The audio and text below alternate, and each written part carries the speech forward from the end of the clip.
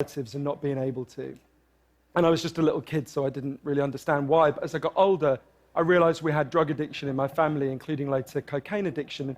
I've been thinking about it a lot lately, partly because it's now exactly 100 years since drugs were first banned in the United States and Britain, and we then imposed that on the rest of the world.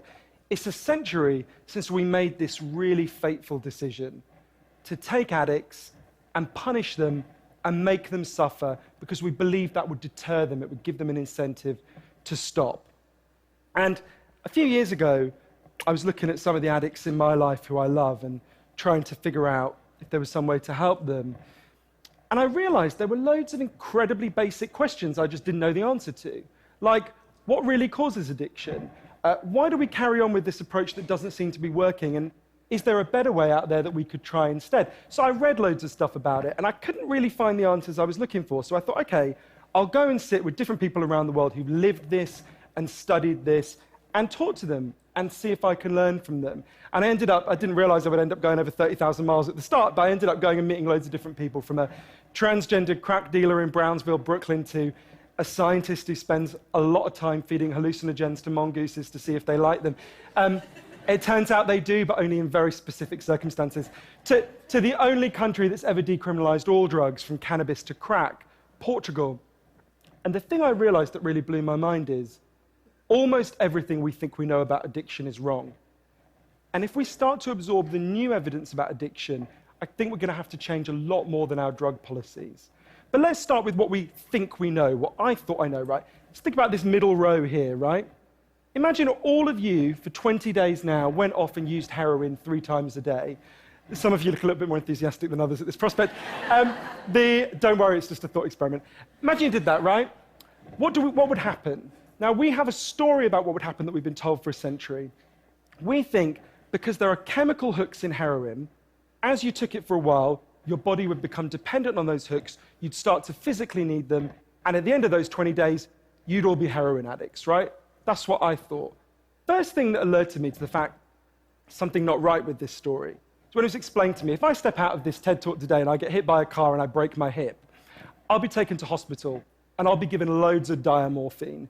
Diamorphine is heroin. It's actually much better heroin than you're ever going to buy on the streets, because the stuff you buy from a drug dealer is contaminated, actually very little of it is heroin, whereas the stuff you get from the doctor is medically pure. And you'll be given it for quite a long period of time. There are loads of people in this room who may not realize that you've taken quite a lot of heroin, right? And anyone watching this anywhere in the world, this is happening. And if what we believe about addiction is right, those people are exposed to all those chemical hooks. What should happen? They should become addicts. This has been studied really carefully. It doesn't happen. You will have noticed if your grandmother had a hip replacement, she didn't come out as a junkie. And when I learned this, it just seemed so weird to me, so contrary to everything I'd been told, everything I thought I knew. I just thought it couldn't be right. Until I went and met a man called Bruce Alexander, who's a professor of psychology in Vancouver, who carried out an incredible experiment that I think really helps us to understand this issue. Professor Alexander explained to me, the idea of addiction we've all got in our heads, that story, comes partly from a series of experiments that were done earlier in the 20th century. They're really simple experiments. You can do them tonight when you go home if you feel a little bit sadistic. You get a rat and you put it in a cage, and you give it 2 water bottles. One is just water, and the other is water laced with either heroin or cocaine. If you do that, the rat will almost always prefer the drugged water and almost always kill itself quite quickly. So there you go, right? That's how we think it works. In the 70s, Professor Alexander comes along and he looks at this experiment and he noticed something. He said, we're putting the rat in an empty cage. It's got nothing to do except use these drugs. Let's try something a bit different. So Professor Alexander built a cage that he called Rat Park, which is basically heaven for rats, right? They've got loads of cheese, they've got loads of colored balls, they've got loads of tunnels. Crucially, they've got loads of friends, they can have loads of sex, and they've got both the water bottles, the normal water and the drugged water. But here's the fascinating thing. In Rat Park, they don't like the drugged water. They almost never use it. None of them ever use it compulsively. None of them ever overdose. You go from almost 100% overdose when they're isolated to 0% overdose when they have happy and connected lives. Now, when he first saw this, Professor Alexander thought, maybe this is just a thing about rats. They're quite different to us, maybe not as different as we'd like, but, But fortunately, there was a human experiment into the exact same principle happening at the exact same time. It was called the Vietnam War. In Vietnam, 20% of all American troops were using loads of heroin. And if you look at the news reports from the time, they were really worried because they thought, my God, we're going to have hundreds of thousands of junkies on the streets of the United States when the war ends. It made total sense. Now, those soldiers who were using loads of heroin were followed home. The Archives of General Psychiatry did a really detailed study, and what happened to them? It turns out they didn't go to rehab. They didn't go into withdrawal. 95% of them just stopped. Now, if you believe the story about chemical hooks, that makes absolutely no sense. But Professor Alexander began to think there might be a different story about addiction. He said, what if addiction isn't about your chemical hooks? What if addiction is about your cage?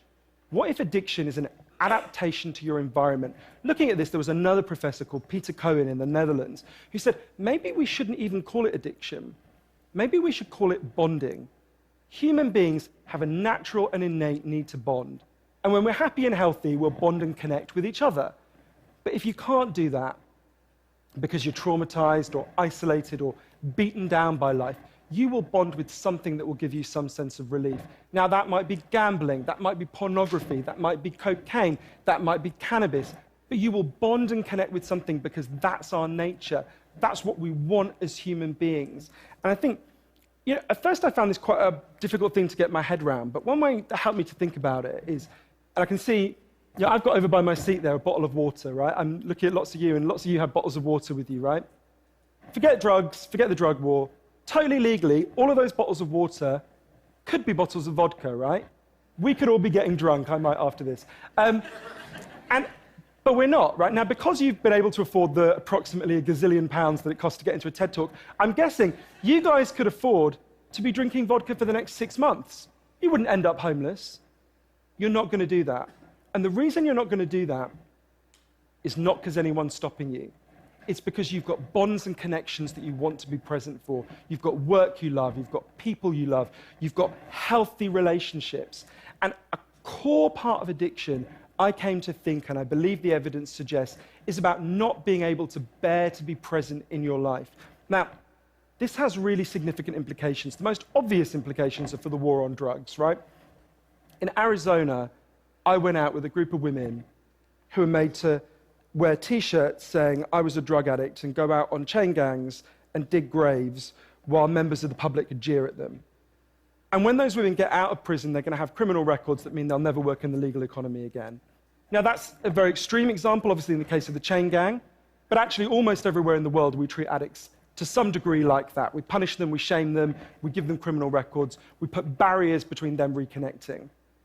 There was a doctor in Canada, Dr. Gabor Mate, an amazing man, who said to me, if you wanted to design a system that would make addiction worse, you would design that system. Now, there's a place that decided to do the exact opposite, and I went there to see how it worked. In the year 2000, Portugal had one of the worst drug problems in Europe. 1% of the population was addicted to heroin, which is kind of mind-blowing. And every year, they tried the American way more and more. They punished people and stigmatized them and shamed them more. And every year, the problem got worse. And one day, the Prime Minister and the leader of the opposition got together and basically said, look, we can't go on with a country where we're having ever more people becoming heroin addicts. Let's set up a panel of scientists and doctors to figure out what would genuinely solve the problem. And they set up a panel led by an amazing man called Dr. Huao Gulao to look at all this new evidence.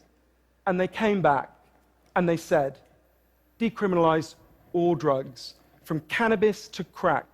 But, and this is the crucial next step, take all the money we used to spend on cutting addicts off, on disconnecting them, and spend it instead on reconnecting them with the society. And that's not, essentially, that's not really what we think of. What they did wasn't really what we think of as drug treatment in the United States and Britain. So they do residential rehab, they do psychological therapy that does have some value. But the biggest thing they did was the complete opposite of what we do. A massive program of job creation for addicts and microloans for addicts to set up small businesses. So say you used to be a mechanic. When you're ready, they go to a garage and they'll say, if you employ this guy for a year, we'll pay half his wages. The goal was to make sure that every addict in Portugal had something to get out of bed for in the morning. And when I went and met the addicts in Portugal, it's fascinating. What they said is, as they rediscovered purpose, they rediscovered bonds and relationships with the wider society. It'll be 15 years this year since that experiment began, and the results are in. Injecting drug use is down in Portugal, according to the British Journal of Criminology, by 50%, 50%. Overdoses massively down, HIV is massively down among addicts. Addiction in every study is significantly down. One of the ways you know it's worked so well is that almost nobody in Portugal wants to go back to the old system. Now, that's the kind of political implications. I actually think there's a layer of implications to all this research below that. You know, we live in a culture where people feel really increasingly vulnerable to all sorts of addictions, whether it's to their smartphones or to shopping or to eating. You know, before these talks began, you guys know this, that we were told we weren't allowed to have our smartphones on. And I have to say, a lot of you looked an awful lot like addicts who were being told their dealer was going to be unavailable for the next couple of hours. And, you know, a lot of us feel like that. And it might sound weird to say, oh, you know, I've been talking about how disconnection is a major driver of addiction. It's weird to say it's growing because you think, well, we're the most connected society there's ever been, surely. But I increasingly began to think that the connections we have, we think we have, are like a kind of parody of human connection. If you have a crisis in your life, you'll notice something. It won't be your Twitter followers who come to sit with you. It won't be your Facebook friends who help you turn it round. It'll be your flesh and blood friends who you have deep and nuanced and textured face-to-face relationships with. And I think there's a study I learned about from Bill McKibben, the environmental writer, I think tells us a lot about this. It looked at the number of close friends the average American believes they can call on in a crisis. That number has been declining steadily since the 1950s. The amount of floor space an individual has in their home has been steadily increasing. And I think that's like a metaphor for the choice we've made as a culture, right? We've traded floor space for friends, we've traded stuff for connections, and the result is that we are one of the loneliest societies there has ever been. And yet, Bruce Alexander, the guy who did the Rat Park experiment, says, we talk all the time in addiction about individual recovery, and it's right to talk about that, but we need to talk much more about social recovery. Something's gone wrong with us, not just as individuals, but as a group. And we've created a society where, for a lot of us, life looks a whole lot more like that isolated cage and a whole lot less like Rat Park. But if I'm honest, this isn't why I went into it, right? I didn't go in to discover the political stuff, the social stuff. I wanted to know how to help the people I love. And when I came back from this long journey and I'd learned all this, I looked at the addicts in my life, and if you're really candid, it's hard loving an addict, and there's going to be lots of people who know in this room you're angry a lot of the time. And I think one of the reasons why this debate is so charged is because it runs through the heart of each of us, right? Everyone has a bit of them that looks at an addict and thinks, I wish someone would just stop you. And the kind of script we're told for how to deal with the addicts in our life is typified by, I think, by the reality show Intervention. If you guys haven't seen it, I think everything in our lives is typified by reality TV, but that's another TED Talk. If you've never seen the show Intervention, it's a pretty simple premise. You get an addict, all the people in their life, gather them together, and say, if you don't shape up, confront them with what they're doing, and they say, if you don't shape up, we're going to cut you off, right? So what they do is they take the connection to the addict and they threaten it. They make it contingent on the addict behaving the way they want. And I began to see why that approach doesn't work.